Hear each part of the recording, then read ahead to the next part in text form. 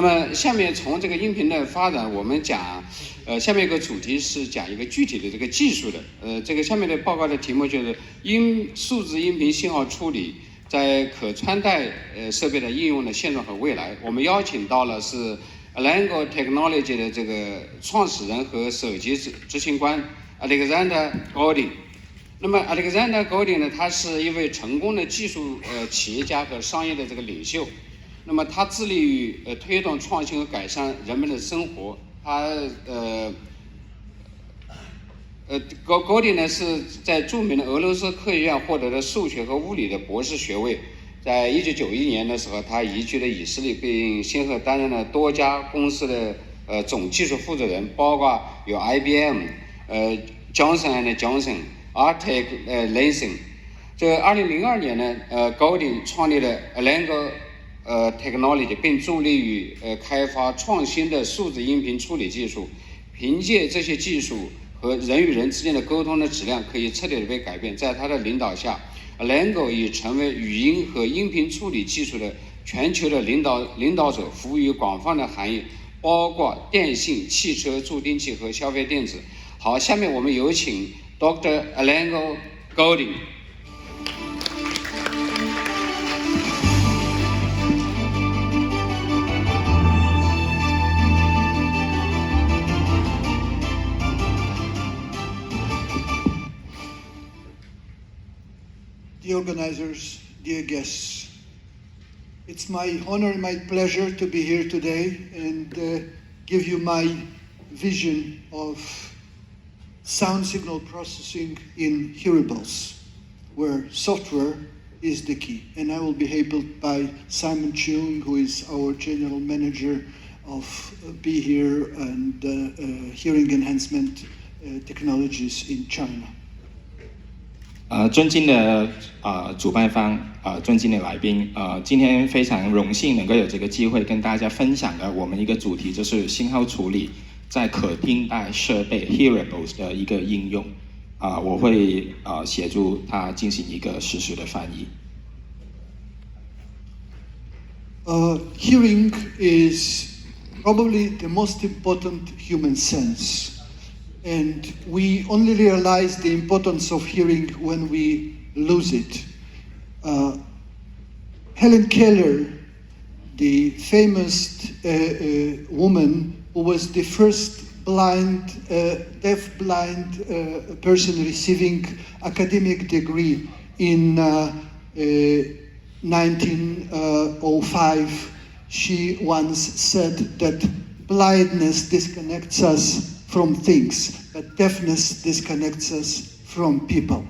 And we believe that hearables can help us to communicate between people and to have a better life. So, but what are hearables? How we define these devices? So first of all, these are wearable electronic devices that provide the full Bluetooth audio connectivity.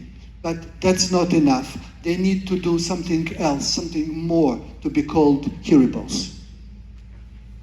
听觉无疑是在我们的观感之中，就是其中一个很重要的一个。然后我们有一个名人海伦凯勒，就是已经有讲过一个事情，就是说看不到让我们跟世界断离，但是听不到的话，让我们跟人与人之间断离所以这是我们可听戴设备希望能够做到这样的一个连接。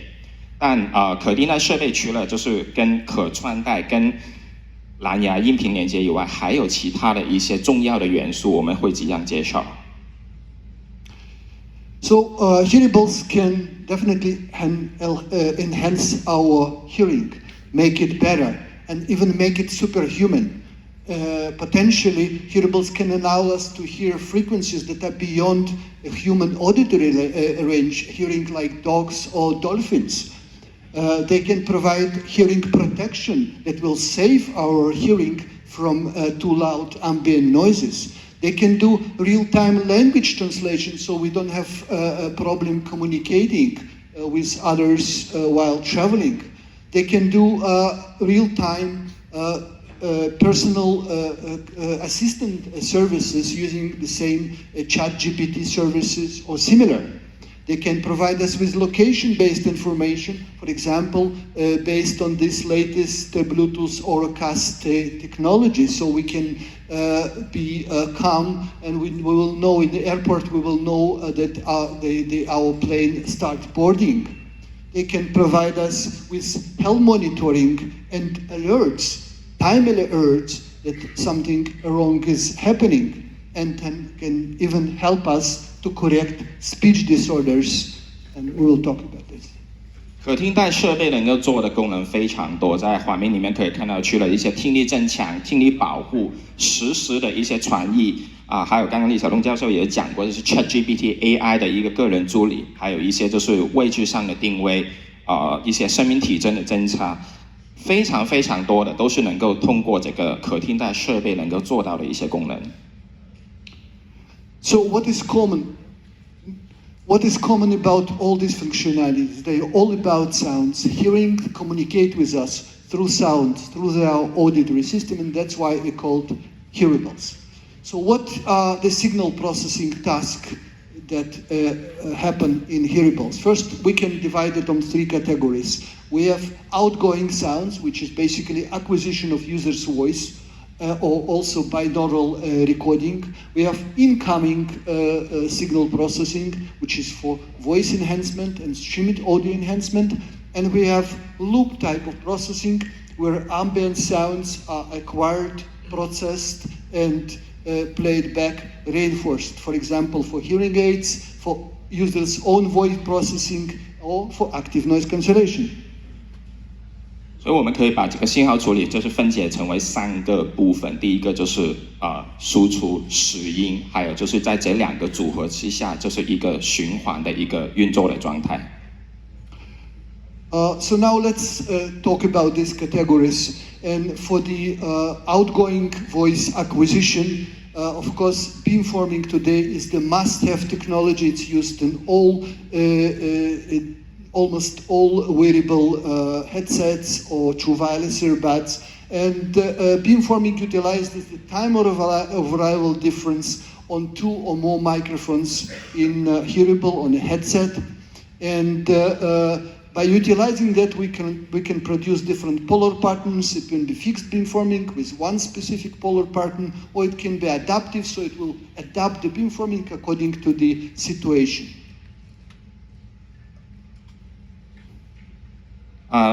波束成型应该是一个非常常用的一个就是拾音的一个技术我们可以基于波束成型，还有就是2个麦或者是以上的一个麦克风的一个阵列能够形成的不同的一个polar pattern。Beamforming is a wonderful technology, but it has 2 main drawbacks. First, it cannot distinguish between sounds from user's mouth or sounds coming from front direction, because the time of arrival on the microphones will be the same, and it's not very efficient at low frequencies because of the small distance between the microphones. So what can we do? We can use microphones on 2 sides of the head, and that will greatly improve the performance at low frequencies. You are encouraged to come to our booth and see demonstration of such technology in real time. So it still has the same drawbacks, that it's difficult to distinguish between sounds of users and noises or voice destructure coming in front. So what can we do to improve this? 刚刚有介绍到一个单边的双麦的一个阵列的波束成型，就是我们看到有2个的可能比较主要的一个问题。第一个就是它比较难辨别在前端的一些声源跟制止用户制止的一个声源的一个区别。第二个就是它在低频方面的那个就是处理会比较弱一些这个是我们看到2个。那现在是其中一个办法，可以就是通过双边2+2总共4个麦克风的一个阵列来相对改善，但是我们认为还是不够。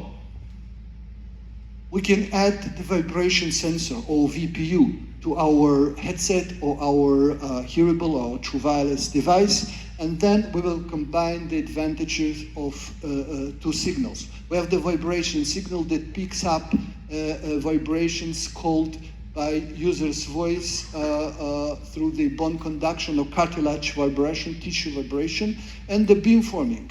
And what we see is that we use the spectrum of bone conducted signal in low frequencies and beamforming in high frequencies, because bone conduction signal is not efficient at high frequency. There is just no bone conduction in that frequencies, and beamforming is the opposite.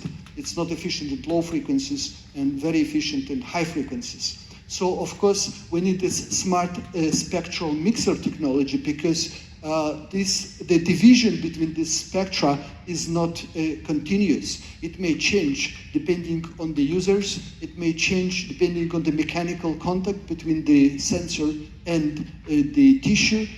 So this smart spectral mixer need to analyze the signals, analyze the signal to noise ratio, this boundary between the two, between the best spectra, and then mix the signals together. 所以要补充这个双麦阵列的这个短板，我们会在额外增加一个骨传导一个振动传感器哈，就是它两个组件的一个结合应用，能够满足全频的一个处理啊。就这两个接受了之后，我们通过一个就比较智能的一个音谱的一个混合器来做一个分析跟最终的一个输出。We still need noise reduction after all this processing. And we can use classical noise reduction, which is sometimes called the spectral subtraction. Basically, the idea is that speech is non-stationary while noise is quasi-stationary. So we do some noise estimation at the beginning of the speech or in the pauses of the speech, and then we subtract the background noise from the signal, thus receiving much cleaner signal. There are advantages of this technology, which requires very low resources, predictable results, and cannot spoil the speech without reason, and high frequency resolution, so you can really clean the signal between the pitch. The drawbacks of this technology is relatively low conduction time, between 0.5 and 5 seconds, depending on the technology. It works on quasi-stationary noises, the continuous noises only, and it may produce musical noise artifacts. 我们一个常用的一个降噪的手段，就是通过把一定的一个音谱，就是做了一个删减。就可以看图左的那个，然后通过这个删减之后，我们就能够得出一个就是比较干净的一个声音啊。它的一个好处是耗用的资源比较低，然后它的那个效果也能够可以预测。但是它的一个不好的地方就是它需要一定的运算时间，还有就是它只能在一个固定的很长的一个噪音的环境下才能够发挥一个最好的一个作用。Noise reduction with neural networks, it's a hot topic today. There are many companies, many institutions working in this direction, and definitely it provides a lot of hope to improve the performance of noise reduction more than we can do with classical approaches. Advantage of that, it's as an almost instantaneous adaptation to noises. It cancels noise stationary noises. You can cancel music noises, called clicks, pops, or these types of noises. And it provides relatively smooth output without artifacts. The disadvantages of this technology, especially for hearable devices, is that sometimes results are unpredictable. You don't know what neural network will think about speech in some, or parts of the speech in some situations. So you can get artifacts, you can get some parts of the speech missing, which is a big drawback if you want to use it, for example, to communicate with artificial, speech recognition, with computer speech recognition technology. It still requires much larger resources compared to classic noise reduction, which is the battery power problem.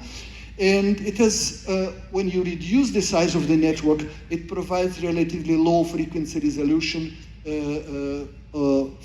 that really at high noises may create unpleasant, like harsh sounds.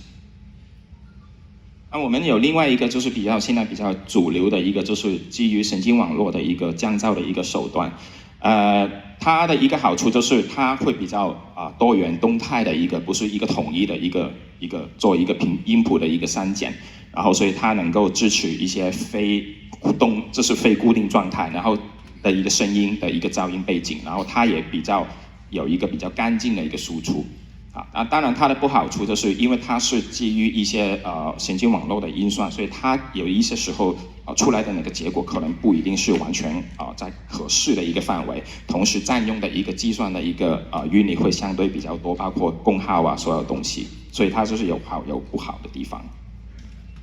The good news about neural networks is that it provide dereverberation capabilities.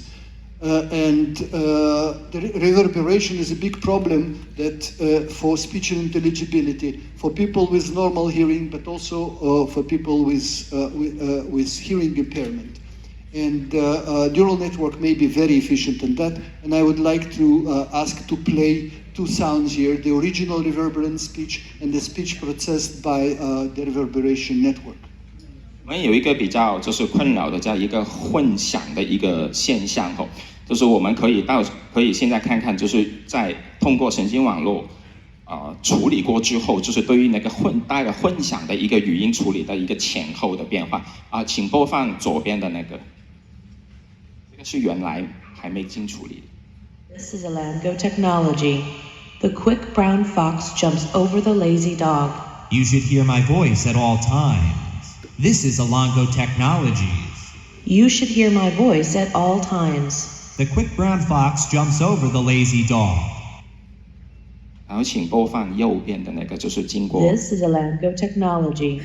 The quick brown fox jumps over the lazy dog. You should hear my voice at all times. This is Alango Technologies. You should hear my voice at all times. The quick brown fox jumps over the lazy dog. Now let's talk about sound personalization in hearables. So we can personalize sound because we are all different. We are in different environments. We don't need to hear the same sound. So we may personalize sound for our hearing. We may personalize sound for our preferences, and we may personalize sound for our environment. 我们刚刚完成了就是一个就是声音相关的一些输出的处理技术，我们现在下一个题目就是关于就是声音个人化定制化的一些相关的技术。So how do we personalize sound for our hearing? We need to measure our hearing, and that means we need to conduct some kind of hearing test. And we don't need to go to hearing professional. We can do it using our smartphone and our hearables. So we are running some hearing test application. We will start hearing tones. We will find our hearing threshold, which means the minimum loudness of a tone that we can still hear.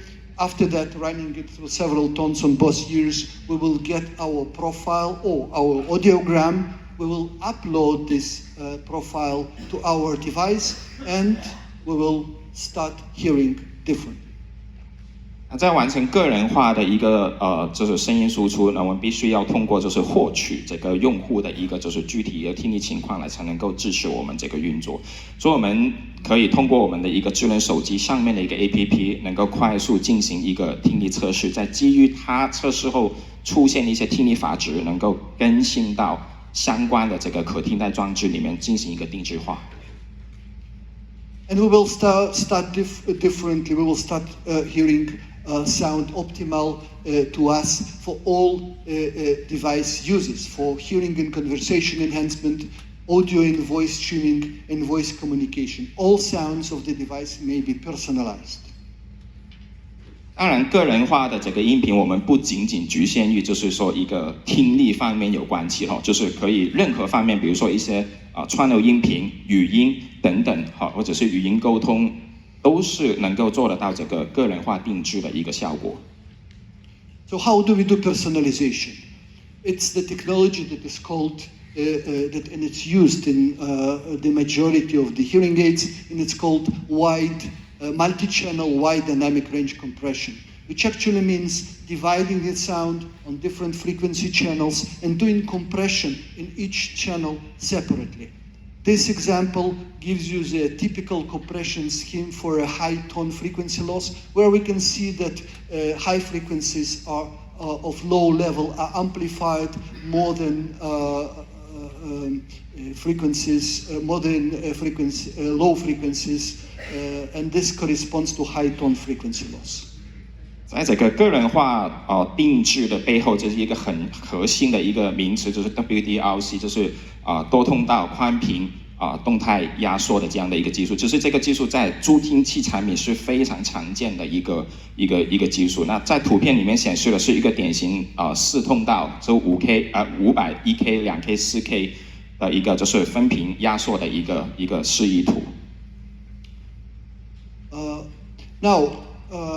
We may optimize sound not only for our personal hearing, we may optimize for our environment. Our environment is not stationary. We may be in quiet environment or we may be in noisy environment, and it can change dynamically. So how can we do this? We actually can measure the noise using the same microphone used in our device for communication or other purposes. And we can modify the sound that we hear according to the ambient noise, not only the loudness of the noise, but also the spectrum of the noise. 这个是我们就是一个典型的一个框图哈，就是我们有一个基于环境声音分析的就是因为环境声音本身噪音就有不同的，就是不是固定，所以我们通过中间的一个就是噪音的一个分析，不仅仅是它的大小声，还有它不同的那些音谱里面去做一个分析，再做处理输出。This is an example.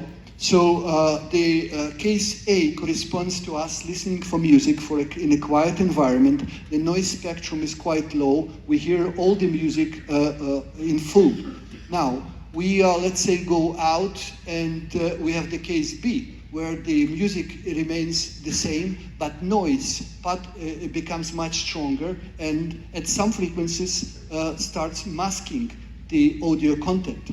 And case C, when we monitor the change in the noise and we do noise-dependent frequency equalization of the audio content, so it remains comfortable to us. 所以这个画面里面有3个案例，就是第一个案例就是我们的那个声谱，就是相对整体来讲，在一个安静的环境，我们能够听得到所有这一个声音的那个输出。第二就是刚刚相反，就是周边环境噪音完全掩盖了所有全频的一个声音输出。所以刚刚有讲到，我们通过这个均衡器中间刚刚显示那个框图的分析，我们能够就是分频来把相对应的一些噪音去做一些处理跟压制。这个就是图3的这一个最终的一个输出效果。We can also do personalization for our preferences. For example, when we speak over a phone and someone speaks too fast to us, we can ask the other person to speak slower, but we can also activate the technology that will slow down the incoming speech to us automatically. So we will hear the other person speaking slower in real time. And again, I would like to ask to play 2 signals. 通过数字信号处理，我们也能够应用到另外一个场景，就是讲话非常快的一个场景里面，我们可以通过中间适当的处理，能够把这些快速的一个语音，能够就是动态的缓减下来。想邀请大家听听左边原来很快的一些语音的一个片段，请播放。Hello, this is Robert. Please give me a call back. 972-4858-0743. This is the original. Hello, this is Robert. Please give me a call back. 972-4858-0743. 然后右边的那个是动态缓减，大概25%语速的一个输出的一个效果，请播放右边。Hello, this is Robert. Please give me a call back. 972-4858-0743. Hello, this is Robert. Please give me a call back. 972-4858-0743. And this is a real-time technology that you can experience also in now the booth. Very nice demo that you will enjoy. 想补充一点，这个是我们实时的一个处理哈啊，如果想体验一下，也可以欢迎来到我们的一个展位上去体验。This slide explains the personalization for the listening, for the watching for sound when we watch a movie or watch a TV show with some background effects that are uncomfortable to us, too loud. We don't like them, or we are in a mobile environment, we want to concentrate on the dialogue. So we can do it automatically by reducing the background effect. 我们在看电影的时候，有好多的情节，就是在背景噪声会比较多，或者背景的一些声音效果，然后听不到就是主角的两个的一个对话。那我们也能够通过信号处理，能够把这一些相关的背景声音把它过滤掉，然后让它听得更清楚这个对话的那个内容。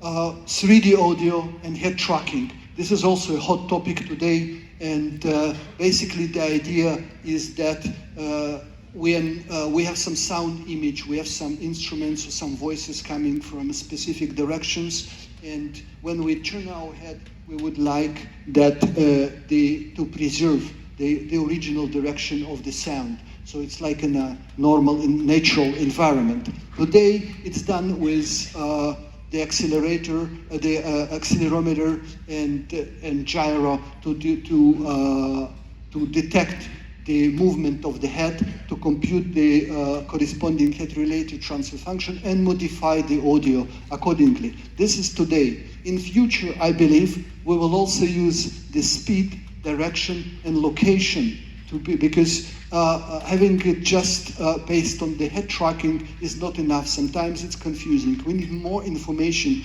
to have this technology really widely usable and enjoyable. 现在讲到就是空间音频，刚刚嘉宾也有分享过，就是头部最终的一个就是声音处理，通过就是我们的一个加速仪还有陀螺仪组合的一个处理。但是我们认为后面的话，就是也会利用到一些关于速度方向，还有就是具体的定位综合这几个数据，能够做到更加多，就是可替代装置能够做到的一些声音有关的一些功能。Hearing enhancement is one of the most important health-related functions in hearables. So our devices, our hearables, shall integrate all the technologies that are used today in modern hearing aids, which is acoustic beamforming, acoustic feedback cancellation, noise reduction, and hearing personalization that we discussed. 听力跟对话增强也是一个就是现在最火热的一个主题哈。那通过我们的信号处理，其实在框图里面看到用得到一些波束成型或者是消除抑制、降噪等等的就是其实里面用得到的那个技术，其实都那个原理其实跟我们现在助听器能够看到的都是能够达到的这样的一个目的。All must be, of course, with the very low latency. Below 10 milliseconds is good. Below 6 milliseconds is best with a big challenge. 当然，延时这个因素也是很重要，就是最好是低于6个毫秒。